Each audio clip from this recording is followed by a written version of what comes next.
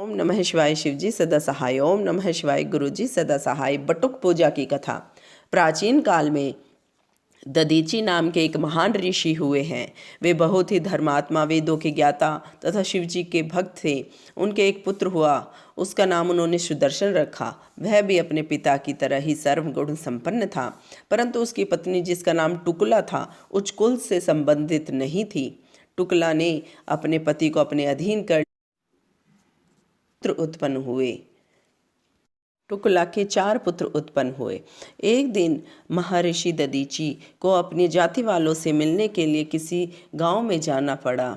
उन्होंने सुदर्शन को आदेश देकर कहा कि तुम शिव का पूजन करो, मैं कुछ दिनों के लिए कहीं गांव में जा रहा हूँ। इस पर सुदर्शन भगवान शिव का पूजन करता रहा। कुछ दिन बाद शिवरात्रि का पर्व आया। सबने उपवास रखा और शिवजी का पूजन किया। सुदर्शन ने भी शिवरात्रि को भगवान शंकर की पूजा अर्चना की।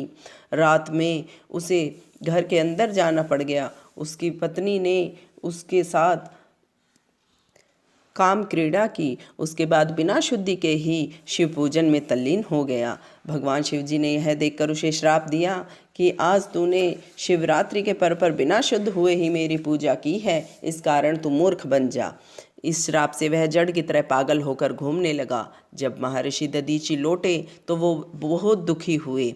उन्होंने कहा कि अब जगदम्बा पार्वती जी की उपासना प्रारंभ करनी चाहिए। दधीची की उपासना से जगदम्बा प्रकट हुई। दधीची की प्रार्थना पर पार्वती जी ने उनके पुत्र सुदर्शन को शिव जी के चरणों में डालकर कहा कि हे स्वामी, यह सुदर्शन तो मेरा ही पुत्र है। इसे यज्ञोपवीत धारण कराकर 16 अक्षरों वाले शिव गायत्री मंत्र की दीक्षा दी। तब भगवती पार्वती जी की कृपा से सुदर्शन ने मंत्र को उच्चारण करके शिव जी का पूजन किया।